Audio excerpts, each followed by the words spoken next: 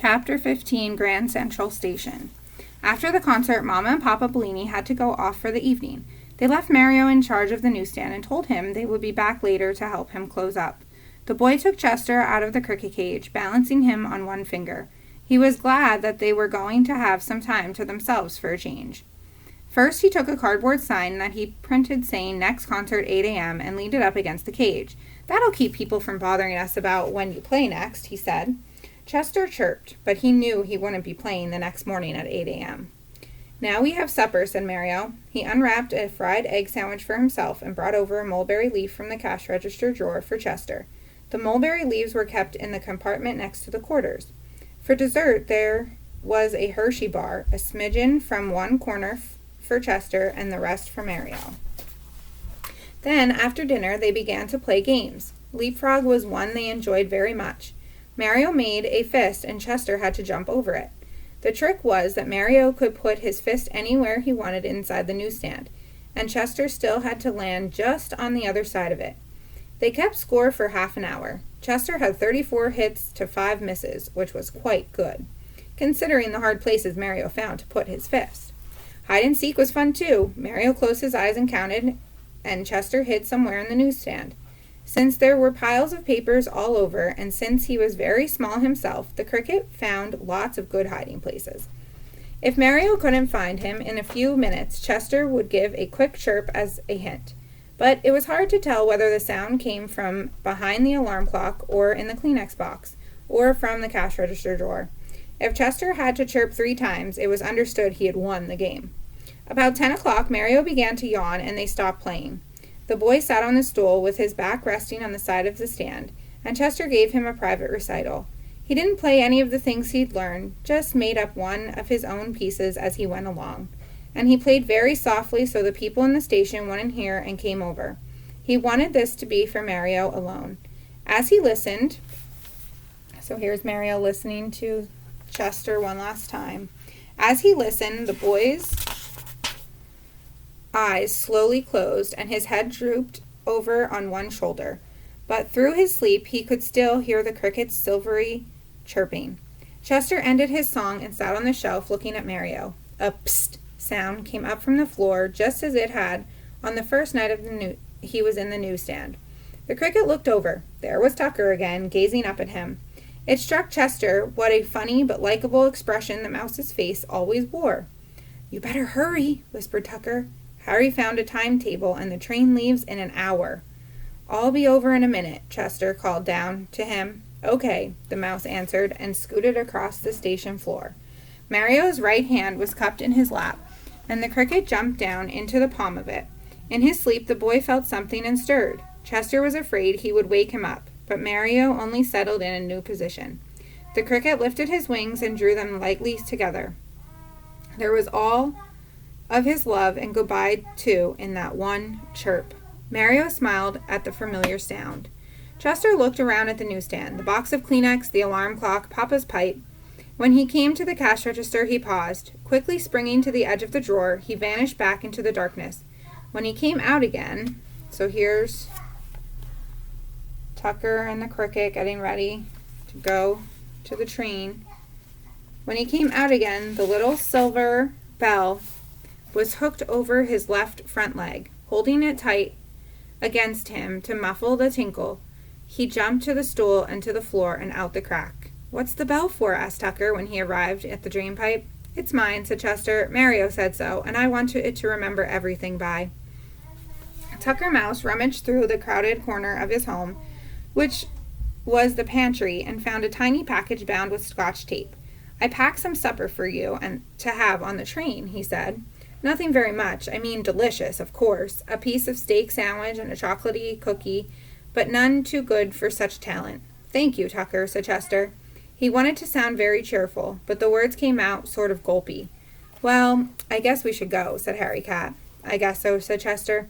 He took one more look through the drain pipe.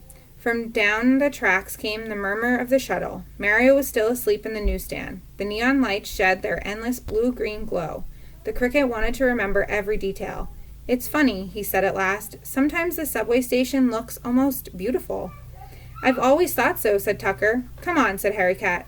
He and Tucker padded along beside Chester up the sidewalk. Above ground, the night was fresh and clear, not as hot as summer, nor as cool as autumn. Chester jumped up on Harry's back and took hold of the fur there. He could probably have made it down to Grand Central Station jumping by himself, but it saved time to be given a ride. And crossing the streets would have been a problem, too, for a cricket raised in Connecticut. But Tucker and Harry were experts at traveling in the city.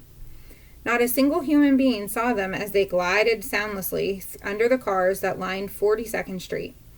When they reached the station, Harry led the way through a maze of pipes and deserted rooms and back halls down to the level where the trains were. When he was a great explorer, Harry Cat, and knew most of the secret in and outs of New York City.